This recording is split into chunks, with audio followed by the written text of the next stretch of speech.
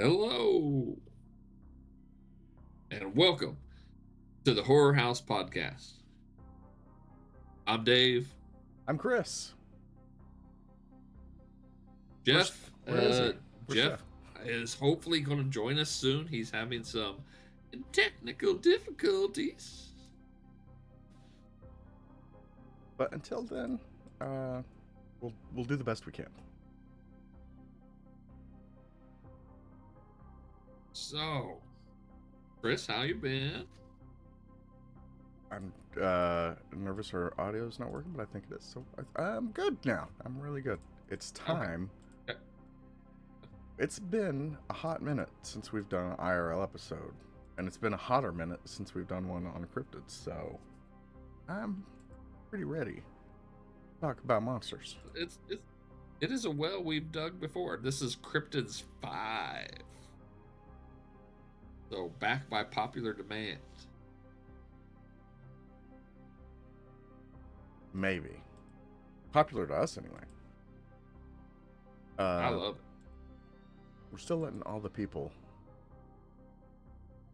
filter their way into the live stream. One at a time. Come on, y'all. Chill out. There's room for everybody. I promise.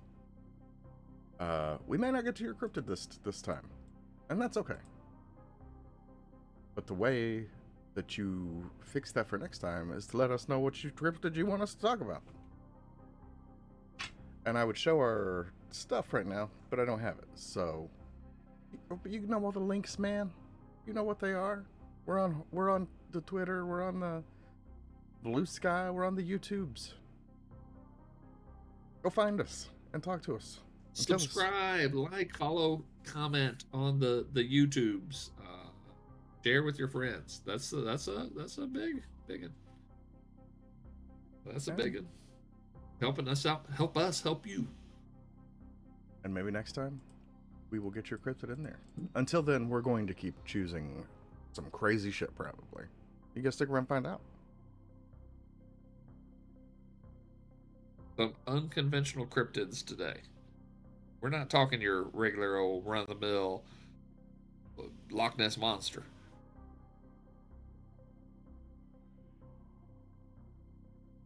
But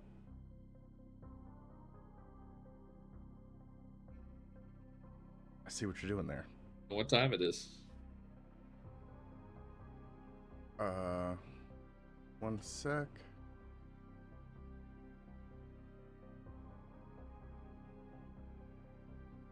Yeah, give me some space. Give me some space, man. If you're seeing into the future, they don't see this yet. That's how amazing this has gotten.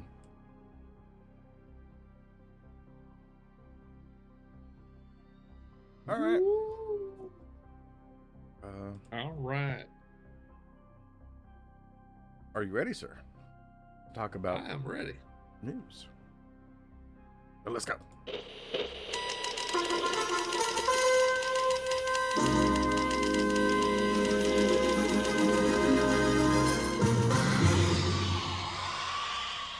Love it. Love it. Newsman Dave All right. shall All right. feed us all the news. I will be honorary Jeff for this episode. Which means that. All right. So hit me. You've been doing your thumb exercises. You ready? I've not warmed up, but that's the price you pay with live entertainment. Yeah, don't sprain anything. So don't sprain anything. You're too valuable. I gotta type in my security codes. I'm ready. All right, I'm gonna start with two things that we have seen this week. Hit quick hitters, new release. Start with Werewolves, the Frank Grillo movie, fresh from playing a villain in the MCU.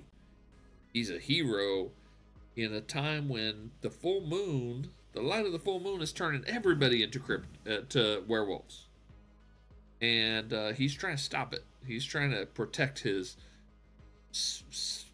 niece, sister-in-law, niece. Grandma? Do I hear grandma? No grandma? If If you like lens flares, boy, you were jerking it to this movie. Ton of lens flares, and I know some directors will use them on purpose to like highlight different things. Just felt willy nilly, so I don't know. But it's not a great movie, but it was entertaining. It was kind of fun. Um, a lot of practical effects and a fairly decent amount of gore and cursing going on. So I kind of dig it. It was okay. It was okay. Okay. I would say watch it, give it a shot, but don't expect like something great. Just a little entertainment value. Okay. Yeah. Sounds Now, good. Sounds good. The big boy came out on Christmas or Christmas Eve, Christmas Day. Robert Eggers' Nosferatu. Oh my gosh, I was really looking forward to this. Robert Eggers, he does that bleak period stuff so well. And this it did not disappoint for me for that reason. Right. I think there's pretty divided on the internet Seems about this. Weird. But what did you expect? Like that's what my question is. What was the expectation? It's not an action movie like 30 Days of Night, and it's not 30s Gothic OG Dracula. This is something different. I loved it though. It was eerie. It's in color. Yeah. Barely. I mean, it feels black and white. The Witch was kind of that way too. Yeah. Oh my god. Yeah. Just the Witch. Lighthouse actually was black and white. yeah. But we do get Willem Dafoe and Unhinged. I wanted more. I wanted more Unhinged Dafoe, but I thought all the actors did good. Beast did good. Lily Rose Depp did well. A lot of nice boobies in this movie and some vampire ween. So if you're looking out for some vampire ween, this is your movie. This hinges on the thumbs up, thumbs down on which one I pick. Do you mean Ween the band, or Ween like Ween the Damn. All right. Wiener. Thumbs Empire up. Wiener. Thumbs up again. 2 thumbs up. I mean, Okay. in a All row, right. not 2 thumbs All right. up. We're off to a good start here. Now I got some couple trailers for us from A24 Studios. I love the stuff that they put out, and this is one of the weirder concepts, I think. But starring Paul Rudd, Death of a Unicorn. I saw the trailer for this. I actually saw this one. Okay. And what did you think from the trailer? It looks like goofy shit with gore. And like maybe some pretty good horror. Yeah. The horror we'll have to see, but yeah, Paul Rudd, Jenna Ortega. When I saw both Paul of Rudd, them, of I course. sighed. I was like, haven't we had enough for right now of both of them? I don't know. It looks all right to me. It looks all right. I think it looks pretty good. That has a release date of April 3rd, so you got some time. Right around the corner, though, we have February 7th. I think this is going to be the big horror date movie for the Valentine's season. It's Heart Eyes. And it looks like a pretty standard by the numbers slasher. Maybe they'll give us some kind of twist, but no, I don't know that I need a twist. A good slasher is a good slasher, and Right. This looks like a good slasher. It looks fun. It looks gory, and I'm all for it. This will definitely be a date movie for Stella and I. Heart Eyes coming out February 7th. Not to be confused with Starry Eyes, I want to say, which was kind of a decent lower budgety movie from a couple years ago. think the guy that made that went on to do something kind of special, but I forget. I vaguely Anyways, know the name. I don't think I've watched it, but I remember the name. anyways, Right around the corner, 8 days from tonight, there is a UK slash Scandinavian movie coming out called The Damned that looks really good. It's some fishermen in Scandinavia.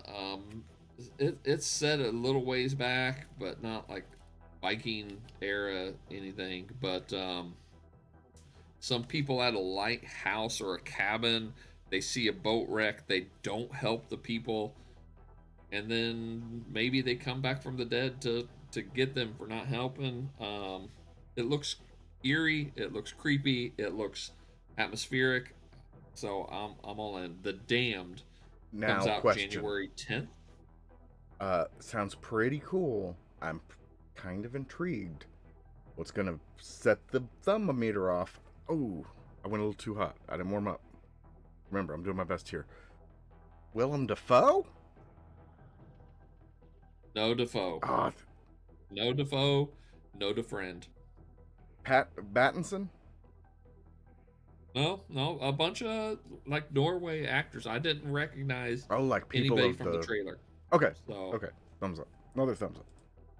Bunch of unknowns, but it looks very cold and bleak and perfect for January. And nice. Okay. We've not ever done an episode on this, but I think we've mentioned it a few times. Street Trash is a cult 80s horror movie where there's contaminated booze, hooch, melting homeless people. Streaming now on Screenbox, hashtag not a sponsor, hashtag we can be bought, is the Street Trash reboot. The trailer is out. If you want to watch the trailer because you don't have Screenbox yet, it looks really good. Screenbox is kind of like Shudder. They do it can be hit and miss on like some of the original, like the Shudder originals, the Screenbox originals. Some of them can be hit and miss, but this one looks really good.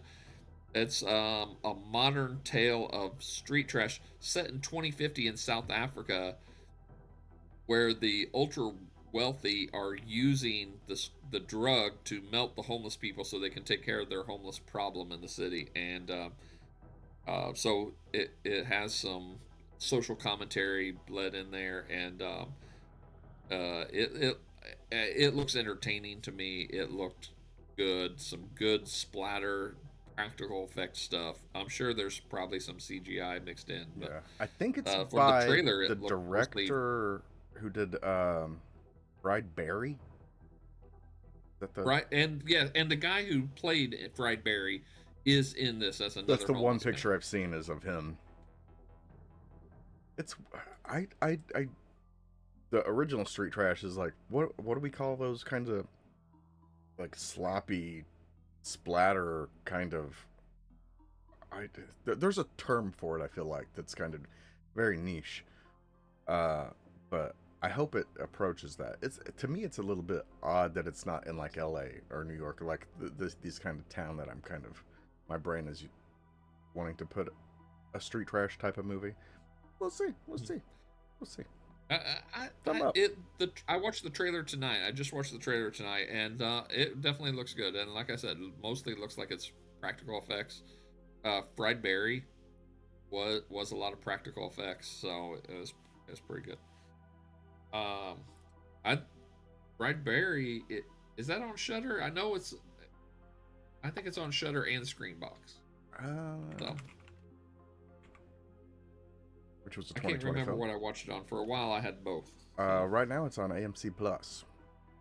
Whoever in the world has that. I actually did. That's how I watched Halloween on Halloween this year. I didn't feel like getting the Blu-ray out, so I did a 7-day trial of that. I actually have it. We're watching From, and we're watching the Midwich Cuckoos. So, there you go.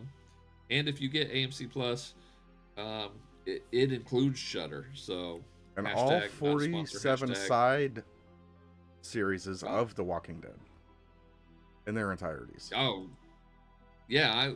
I was like scrolling. It's like Walking Dead universe. I was like, the universe. What are you talking about?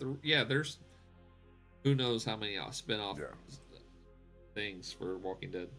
We now, are going to talk about that show bigly someday, and I am not looking forward to what we'll have to do to do that.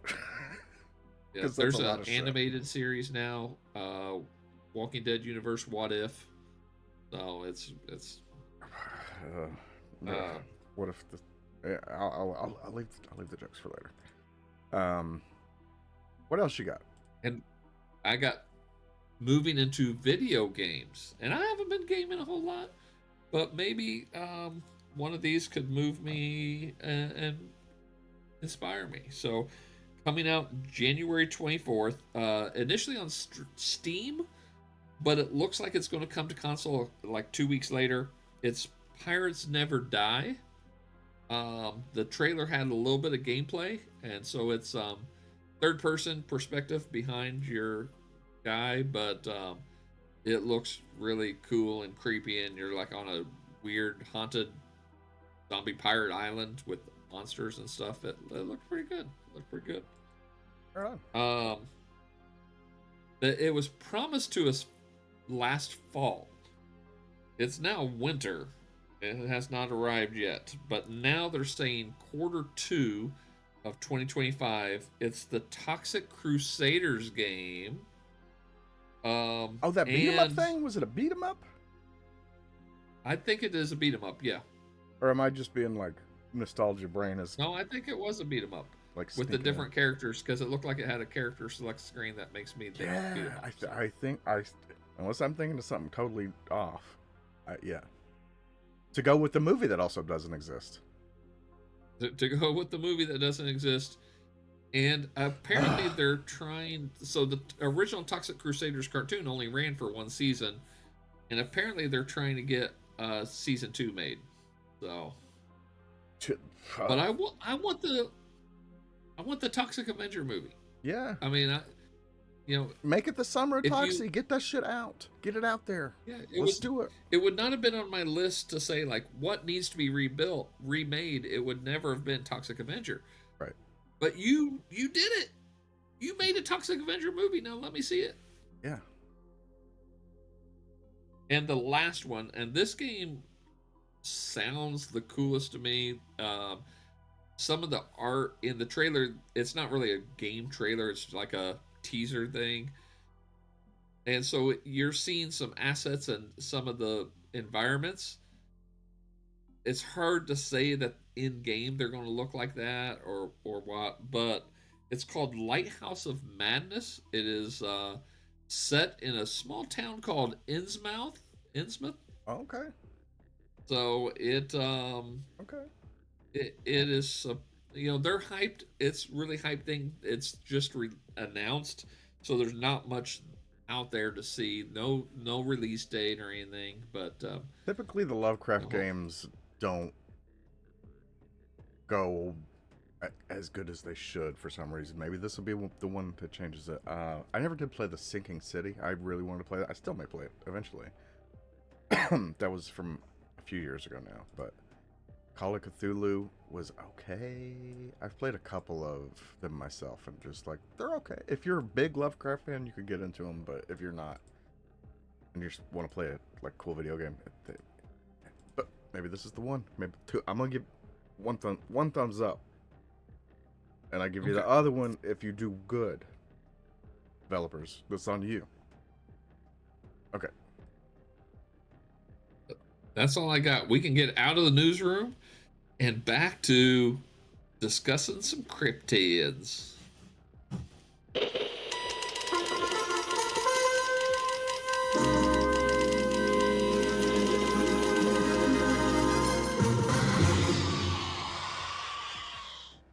Magic every time.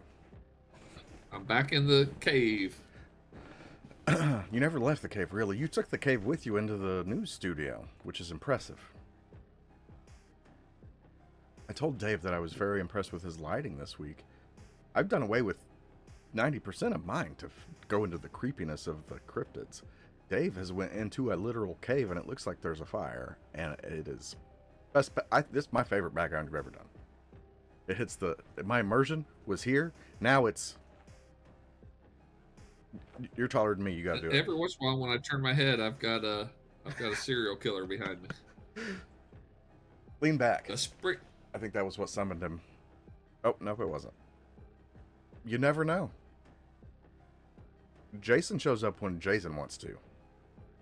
Well, that's true. When you're least expecting him. So, what is he a serial killer though, or is he a spree killer? I think he's a spree killer. What is? I don't know the terminology. Differences. Spree killers, serial killers, kill at intervals. Okay. So they might kill one person, a cooling off period, kill somebody, cooling off period, and some get into some pretty like specific intervals, and they may even have whole periods where they're hot and cold. Where spree killers are, one night, let's blow my load, kill 12 people, and then, you know, spree killers usually end after one night because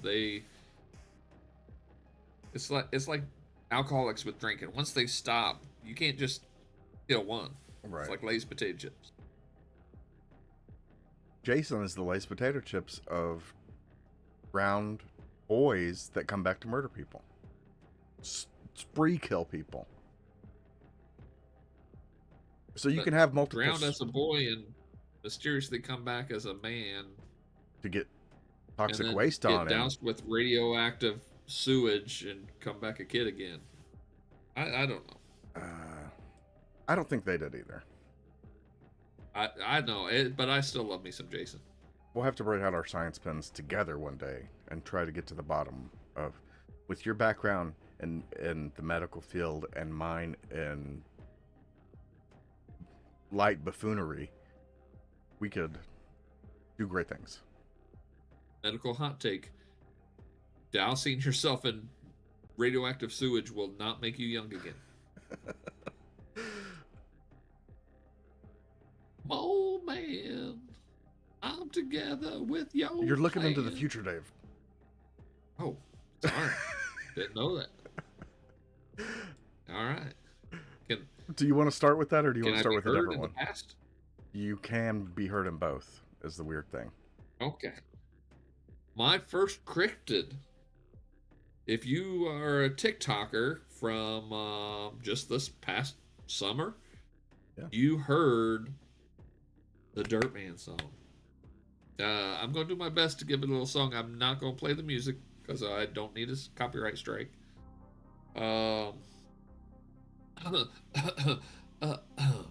Me. Oh, perfect timing. Here we go with the Dirtman song. Keep a little dirt under my pillow for the Dirtman in case he comes to town. I keep a little dirt under my pillow for the Dirtman so he won't take me down to his lair under the mountain, underground. That's where he keeps his dirt.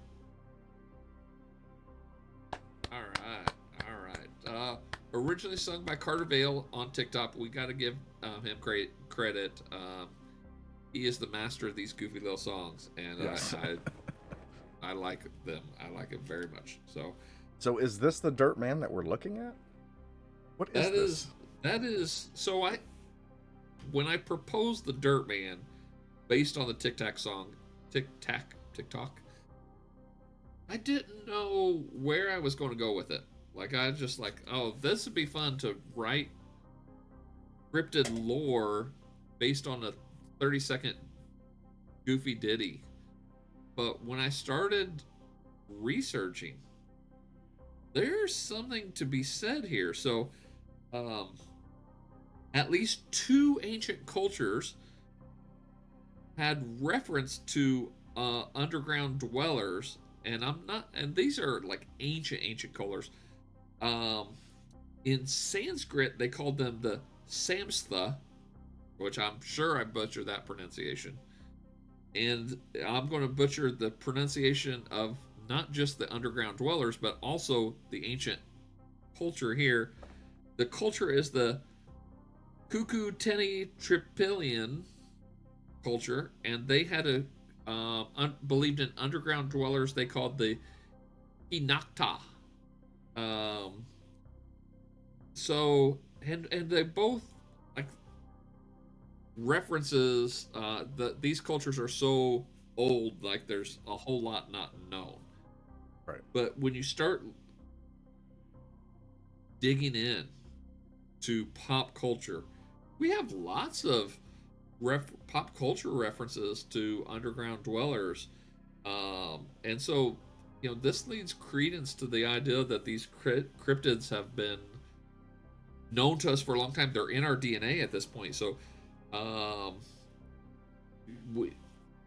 we have. I'm going to start with Mole Man, the legendary Fantastic Four villain from Marvel Comics, who led a group of mole human hybrids. Now, Mole Man was a human, but he led a group of mole human hybrids called the Moloids, and fought against the Fantastic Four.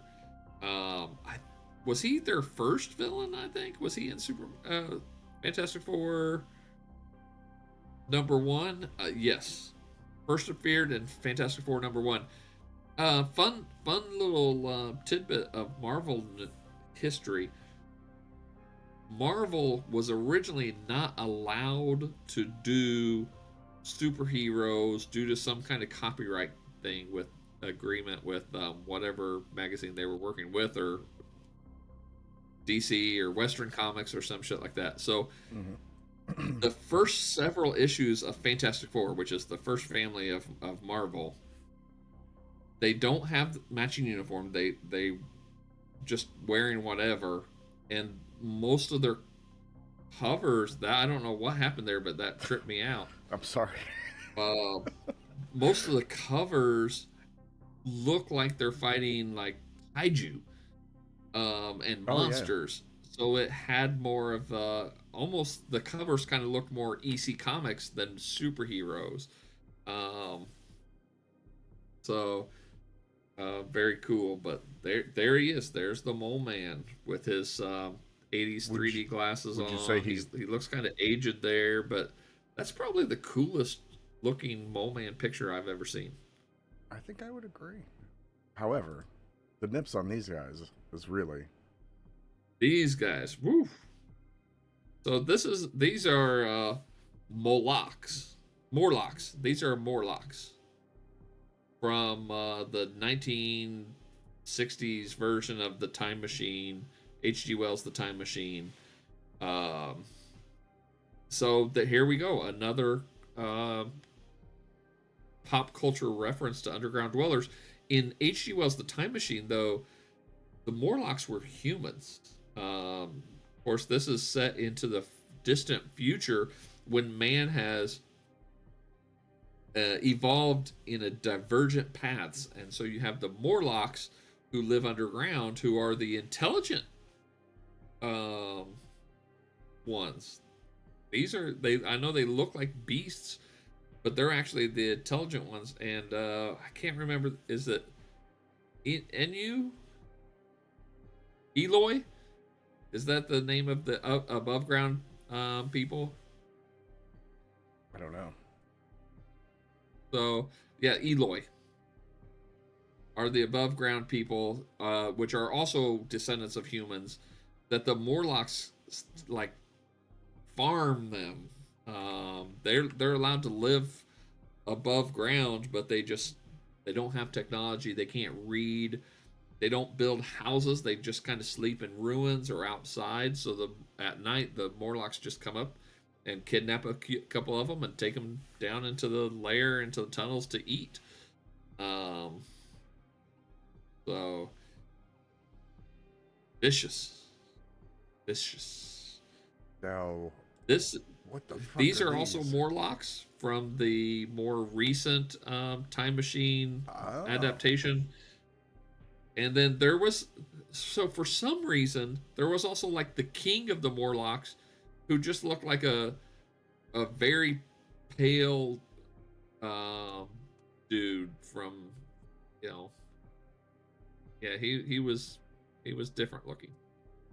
And then back to this. And that is from Universal Studios 1954, 50, no, 57 movie Mole People, which I did start watching, and I couldn't stay awake to even get to the Mole People. I just barely got to where the first scientist fell through the crack in the bottom of the cave, and they didn't see the Mole People yet. Didn't make it that far. Oh. We also we have a movie, The Burrowers is a movie about a tribe of Indians that burrow under the ground, and they're kind of shown to be like vicious and bloodthirsty. Um, but also on the Horror House in our season 1, we talked about the movie Bone Tomahawk, Oh yeah. which features a group of Indians called the Troglodytes. And in Dungeons and Dragons reference, troglodytes are fierce underground dwellers that like to attack parties in caves, or by coming up at night. They can come up above ground and attack players. So, a lot of pop culture references to the Dirt Man. In fact, Dungeons and Dragons Beyond, going full circle back to the Carter Vale TikTok video, after that video went so viral, Dungeons and Dragons Beyond actually released a text that said that keeping dirt under your pillow is considered acknowledged as a material component in D&D, granting protection against the Dirt Man, with no description of what the Dirt Man might be. So, Okay. Very good. Very nice. Why don't you hit us with your next one? And let's go for it. I'm gonna cut the camera and give it to just you for you. But I will still be here, looking through your pictures and talking. Okay. That ain't the right picture.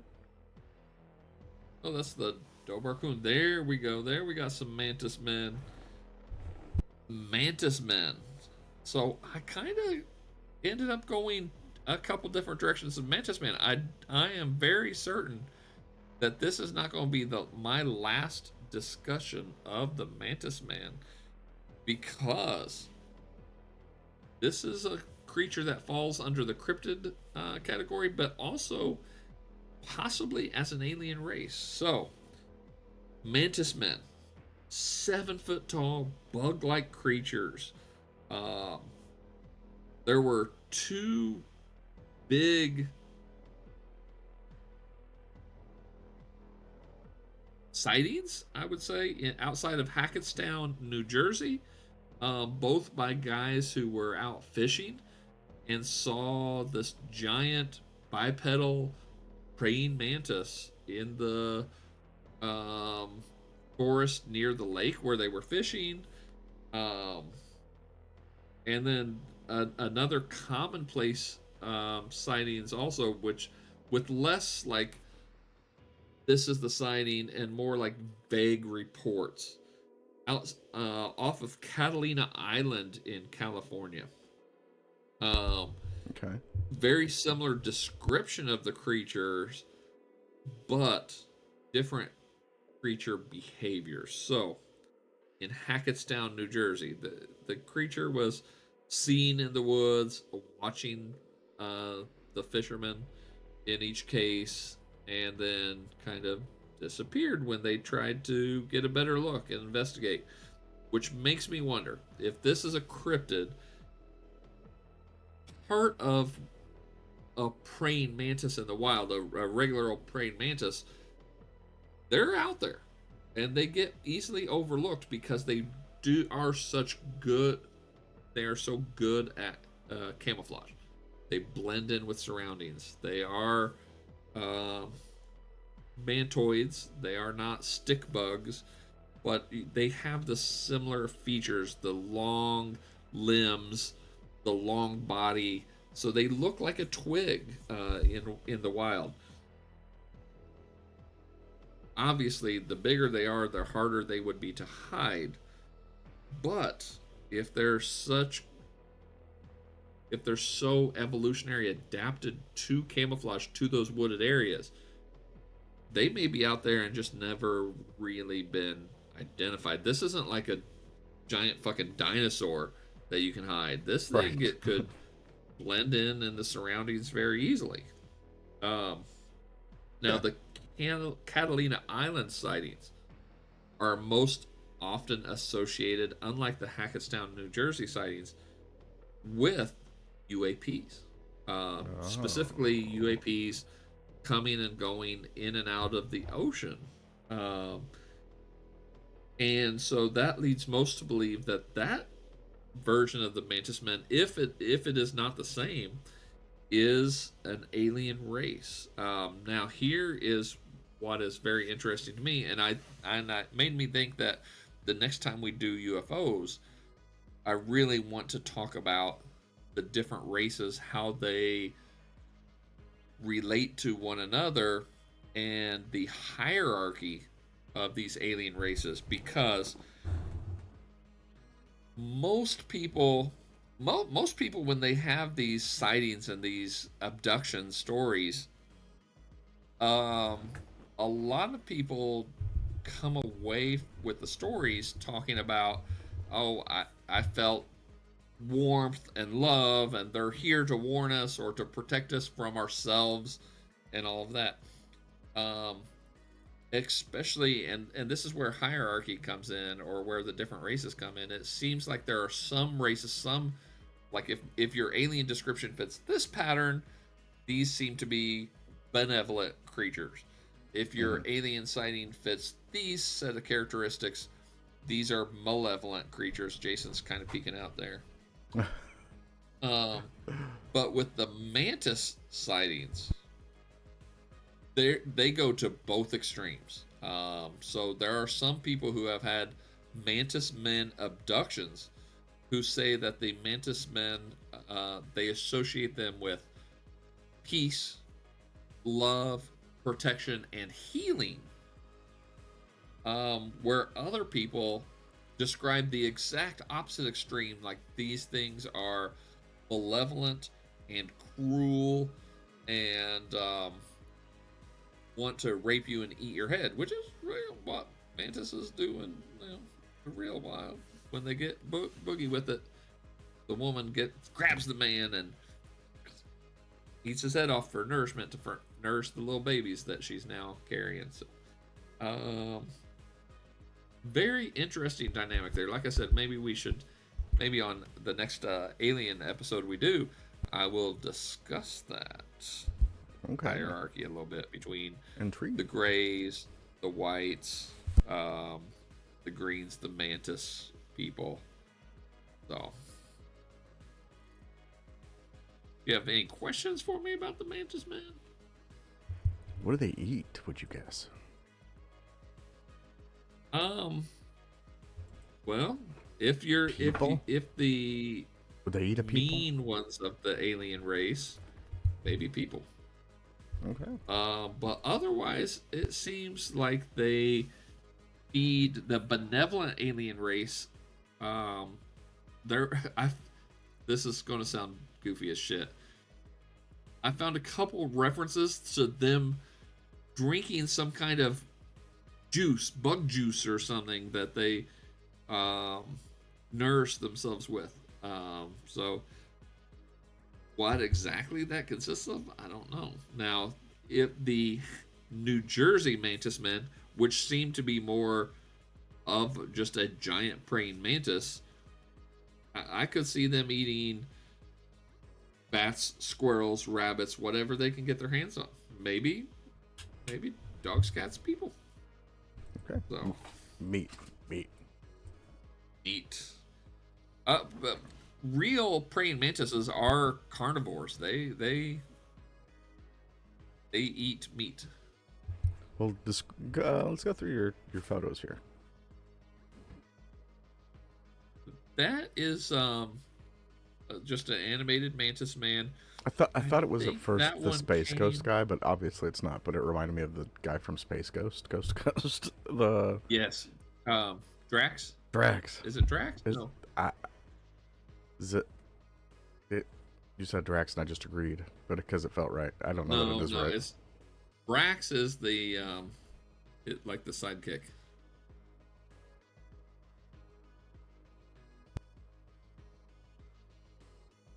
The mantis from Space Ghost, Zorak.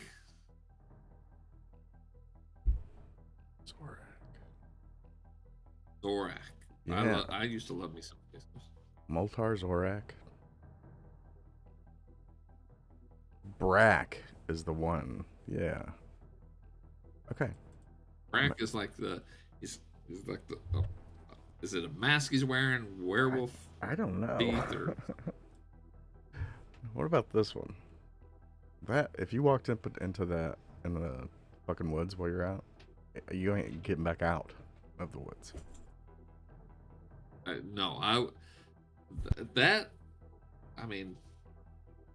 That would make a good movie. I think that would make a good movie creature. We haven't had a giant insect movie in a while, so I think that Mantis Men would be really good for that. And they don't, like, you see a mantis or an insect, they're not like crazy moving around all the time. They'll sit still for a long time. You walk up on that, they're and ambush hunters. Still. They're ambush hunters. I did see when I was doing research for this a mantis eating I think it was a mouse or something, a mole maybe it's some kind of fucking mole. Maybe my two cryptids today are sworn enemies, but mantises are awesome.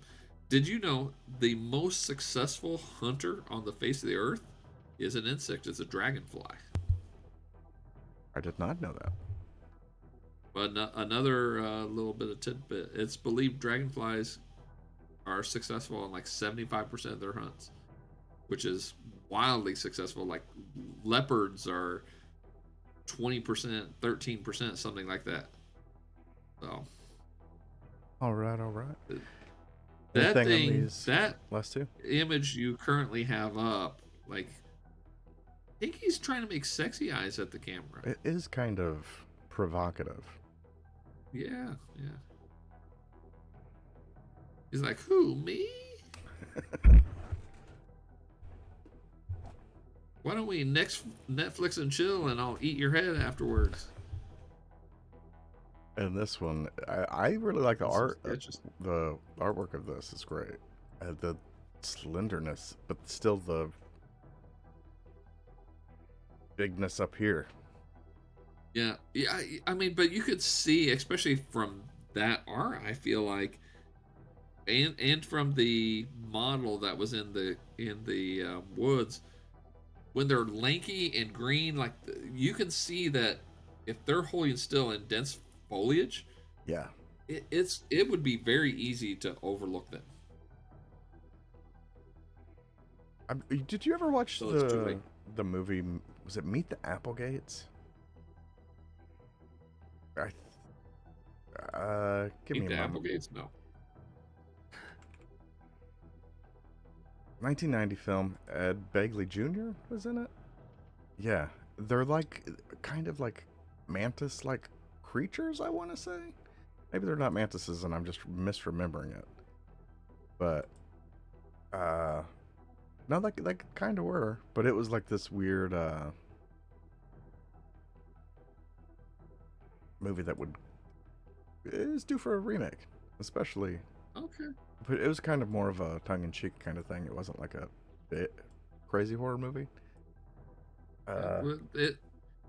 What did this come out around the same time as the Coneheads I think movie? so. I think it was similar. This is way. Yeah. I think the girl So gets Meet the Applegates SA'd. was 1990, Coneheads was 93. So this actually predated that a Oh, little bit. I would see it on like HBO or Cinemax like randomly as a kid, but like a lot. And there's some weird stuff in it. We may need to do it someday. But yeah, I that's all my questions. I think another successful 2 thumbs up cryptid.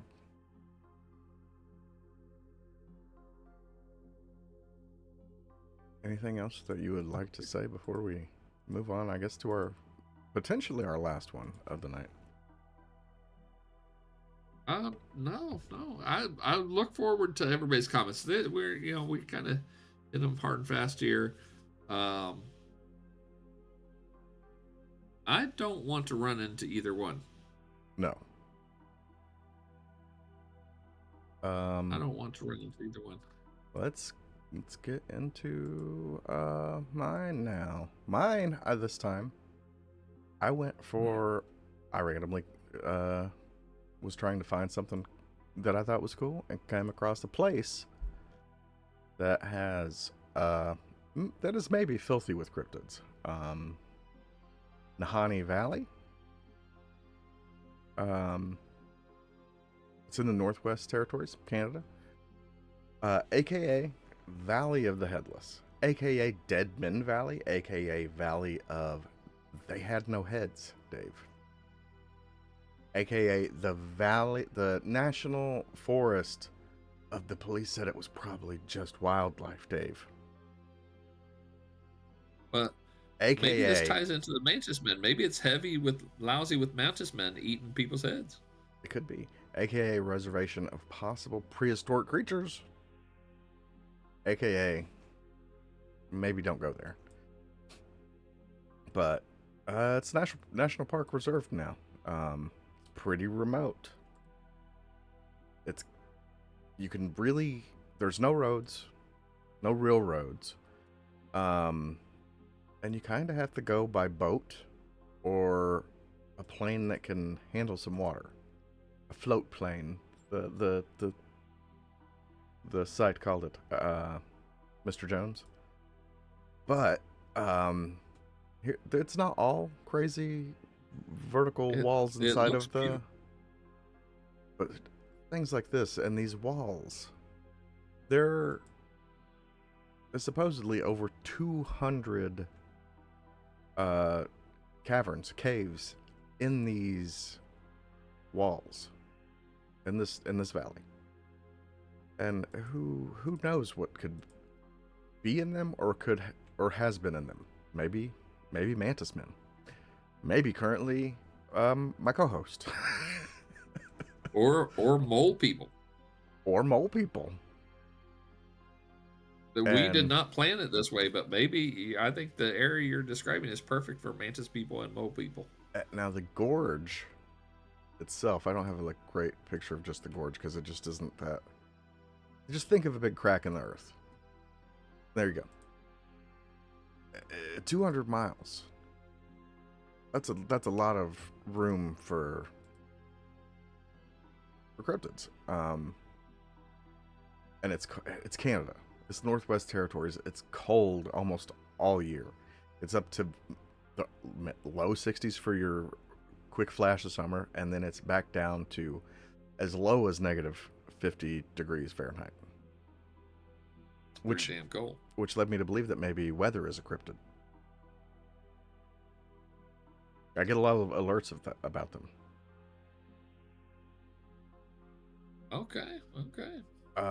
However, in Nahanni Valley, there's also some hot springs. One article referred to one of these areas as Hell's Gate, as in that was the name of it, which is really cool, but I couldn't find anything else out about this Hell's Gate. There's actually a place in Kenya that's another national park called Hell's Gate. Maybe we'll get into that another time. I'm like, can't go down this rabbit hole right now. But all name, no hell. But let's get in, before we get into the cryptids, we have to get through a little bit of the history of Nahanni Valley to get to the cryptids. And then we can, maybe we can solve some crimes of the past. And do, like we so do so often. But the Naha, again, like Dave, I don't know if I'm saying this right. I'm doing my best. Our white man learned tongues can only go so far. We don't know. Anyway, the Naha is what I will call them. We're supposedly warriors. This is ancient tribe. They raided. They were pretty hardcore. They would fucking kill you, and they'd probably eat you. And anybody else that was, that kind of thing. Until one day, an opposing kind of tribe goes to raid them. And they get there, and they're gone. And not like they're just over time gone. Like, they seemed like they were supposedly gone pretty quickly. Like they vanished. Okay. So there's that. Now we fast forward a little bit. We get some native hunters. We get some European white boys show up, do some fur trade, and we get some stories in that we'll come back to. But up next, we're in the early 1900s. Into the gold rush, the Klondike gold rush. They had their own gold rush in Canada. Some prospectors went in, and some didn't come out with their heads. Now, this is like the big story for Nahanni Valley. But it doesn't really point to a cryptid. It could point to anything, but we'll get to the bottom of it. But a few guys went in. Two brothers went into the valley looking for gold. They supposedly found gold. On their way to leave, they had some kind of accident with their boat. All the gold drops down into the bottom of the river. They can't get it. Try to get some more, don't work out. They leave. Sometime later, two brothers come back. Try again. And from what I've read, it was anywhere from a year to 3 years later that their other brother that did not go with them this time got a search party together, and they went to Nahanni Valley to find his brothers, which they did find, and they didn't have heads. Which is pretty crazy that the bodies were still there, given wildlife. I don't know, but I've read that the bodies were also burned, but I've also read that they weren't. So we'll have to get into our Peabody and Sherman time travel machine to really get to the bottom of that. Yeah, they were beheaded. One seemingly on the ground as if he was trying to go for his gun. So it's not like they beheaded them, put them somewhere. They were in the process of trying to do something about it or get the hell out of there. A couple years later, happens again. A couple more years later, they find another one. In these stories, I've read that their cabins that they made were burned, and not them. So I don't know. But back to the original brothers that were beheaded, the namesake of the Valley of the Headless. They get out of there. They get the cops, the Royal Mounted Police, or whatever it would have been in the early 1900s. They're pretty. They go into the valley. They're like, it's probably the wildlife. Pretty good guess. Are they hiding secrets or something in the valley? Do they just not want to put the work in themselves because it's in such a remote place? Who knows? But let's time travel again. We're going forward again. No, we're not. I'm kidding. We're going backwards, because that's how we tell stories here. We're going to talk about the cryptids of it now. And going back to the kind of native after the Naha, or maybe actually them. Maybe these are tales passed around tribes and stuff, but there's talk from the native, the hunters and stuff of giants. And not just giants, but giants that are being led by a pale chiefess or some kind of pale woman or pale women. I read, which is okay. Get, there you go. Are they giant too, or just regular size? I think I read that they were smaller. They were not. Okay. I apparently have closed my picks for. Well, here we go. Okay. But we get some of that action. Could it be giants? Moving on. Back. The giants, if I can interject, the giants sound to me like kind of like the story of the Anunnaki, who were giants from another planet, visitors who kind of ruled over man, but came specifically to breed with our women. Holy cow, that is a giant. Maybe. I don't know a whole lot about them other than their name. We may have to look more into them. But yeah, could be giants. But we go back into after the whole ordeal with the headless men, get into the 40s, the 60s.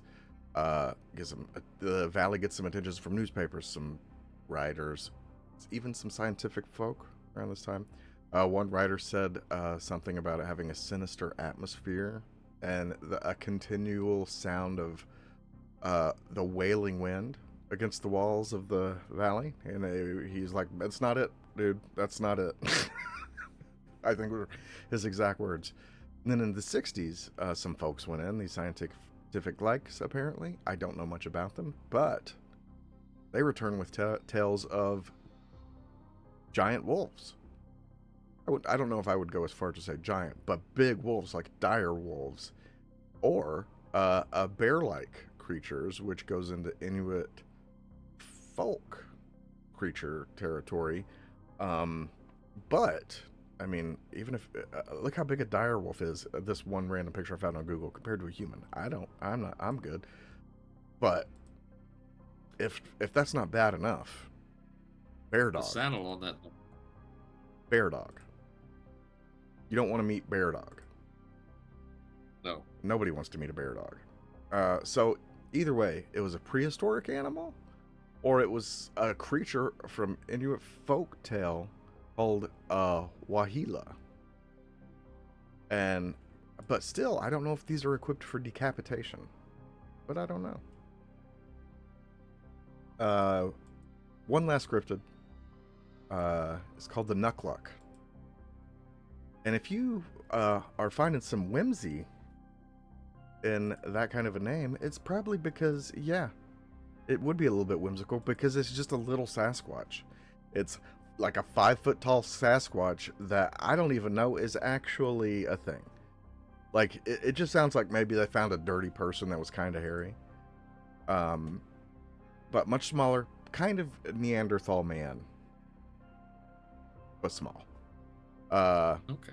Some say bearded, some say loinclothed, naked. I don't know. So a more smaller, potentially more modest Sasquatch, the Nukluk, which I heard he had some really nice sandals that he sold. Nukluks. But that takes us out of the cryptids. There's still some other tale of other prehistoric creatures like hunters returning with woolly mammoth husks that still have flesh and hair still on the ends of them. Like, so, but talking about the hot springs earlier, there's also supposedly a tropical area safe from the weathers of Canada that is warm all year round, It's free from the cold and the snow, and it's like some kind of, I don't know if it's magic or it's just mega hot springs. Maybe there's literally lava bubbling up under the surface. Who knows? But if you Well, go that's where I there, want to go. yeah, you go there, you may find some woolly mammoths, you may find some giants, you may find bear dog.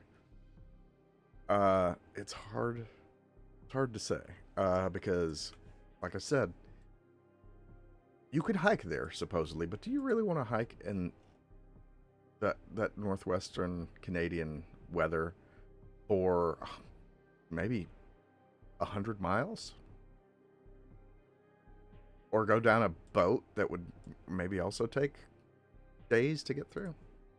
Oh, you don't want to. No, too cold. You don't want to do that. Too cold. Would not recommend. And there's no guarantee that you would return with your head still intact. I'm kind of attached to mine, so. Yeah. So, Dave, I don't have a big hypothesis on what could have made these people headless. Is it a cryptid? Could it have been a cryptid? I don't know. Or could it have just been wild prospectors at the time, looking for gold, killing whatever they came across because they're gold, looking for gold. Why would they decapitate them though? They need all the gold. Maybe they swallowed some gold. I don't know.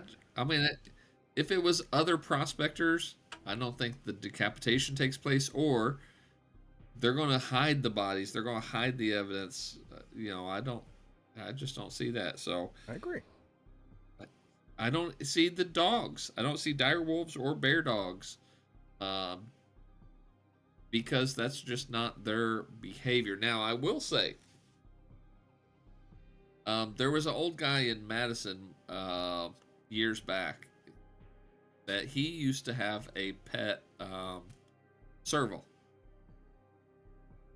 And he would take it around town on a leash. He'd bring it in the nursing homes. He'd do all this crazy shit with it. Me and him went to one of the high school baseball games one day, and he brings a cooler. And I thought he was bringing like a sixer beer or something like that, He opened it up, and it was literally a Walmart bag full of bluegill that he had caught. And he started throwing them to the serval, and the serval would all it wanted to eat was the heads, because that's the most nutritious part, I guess, so that's all it would eat. But apparently in the wild they won't just ignore the rest, but it has that luxury because it has been partially tamed. It knows there's plenty of food, so it can only eat the tasty bits. So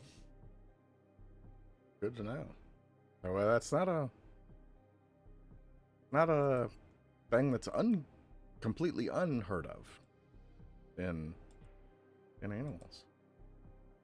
Oh. So, but I think we got two things that are going to tie to our next UAP episode. We can talk about the Anunnaki, and we can talk about the hierarchy and the different races of aliens that maybe are visiting.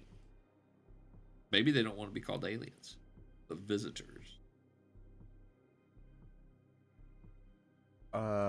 There was a Walker, Texas Ranger joke I was going to make, but I don't need to do that right now. Well, I'll save it. It's when Haley Joel Osment had AIDS. Anyways, it's my favorite Walker clip. So you going for? Don't think. What do you think the Giants would have done with these prospectors, or going into their? Would they just left the bodies? Would they have decapitated them and just leave the bodies? Because in the Jack and the Beanstalk, they used the bones to make their bread. Gonna grind your bones to make my bread. So why would they leave just the bodies and only take the skull bones? Why not take the whole bodies? I don't know. This legit. We did not plan it this way. This sounds like some Mantis Men stuff. Could be. And I mean, all these tunnels, good places for dirtmen to hide too. Yeah, this is where the final battle between Mantis Men and Dirtmen are going to be Who do you think dug all them holes? You think he wasn't a dirt man digging these holes? I don't think that's how caves are made. But I'm not smart enough to dispute that idea. What about batteries? How do they work? Yeah. There we go. There's Nahanni Valley. And some of the cryptids. I could have went with more, but we hit the big ones. I read some stuff about dinosaurs, but it was so vague that I didn't include some of that stuff. Get out there and find me some dinosaurs in the Nahanni Valley. Find me the tropical hotspot. That's your job for next week. The Northwest Territories are incredibly remote. It wasn't long ago I seen something about this territory.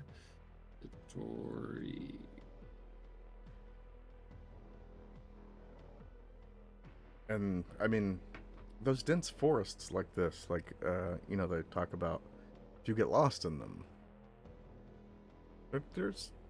your chances aren't the best in the world of getting back out if you're deep enough into this shit. Because there's just... So the Northwest Territories are larger than the state of Texas. And in 2021 statistics, 44,991 people. That's it. 45,000 people. That is incredibly unpopulated for that big a landmass. Yeah. For Nahanni Valley, it's a national park reserve. The office for it is at Fort Simpson or something it's called. Looking at the map, it looks like it's over 100 kilometers away from even the forest itself. Oh, because most of the people, so I saw something just this week where most of the people in Canada live on either the coasts or within I think it was 50 miles of the U.S.-Canada border. Mm-hmm. You get high enough up, it's just bare, and I guess woolly mammoths. It's too desolate, and too cold, and giants, too remote, and too many giants. Yeah, fucking giants, and too many little Sasquatch. But I think that does it. We did not get joined by Jeff tonight, unfortunately. Maybe he'll be here next week. Hopefully we can get these technical difficulties worked out, Jeff. Come on, man. We always got something going on. Something is not working. We're getting there. Working through it. We persevere. We carry on. But any final words for tonight, Dave? Cryptids. Cinco? The Cinco? Go? In Japanese, it's go. 5. Oh. Ichi, ni, san, shi, go. Go Cinco. Go Cinco. 5.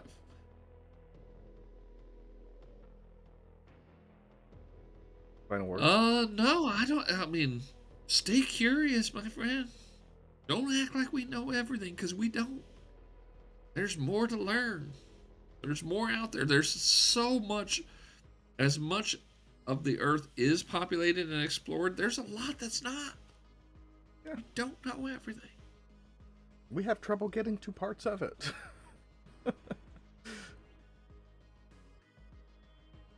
So who knows what's out there? Our house is not that big, and somewhere there's a pair of Spider-Man boots hiding in this house that we bought for Aiden or Orion for Christmas that we cannot fucking find. There's also somewhere in that house is an Ozzy Osbourne shirt that I had when I was about 14 that just disappeared. Shit. Never saw it again. That's crazy. I've never had anything that was just gone like that. When I had it. You may have cryptids stealing shit in your house. Underwear gnomes. They're devious. But that does it for us. Next week, we'll keep it a surprise. And we may have a surprise. We'll see what happens. And this is a good one. It's a good one. This is no low budget cult favorite. This is a popular, really good movie. We're going to have some really good takes on it. I think so. I'm excited. I'm surprised it's taken us this long, considering where we started. Yeah.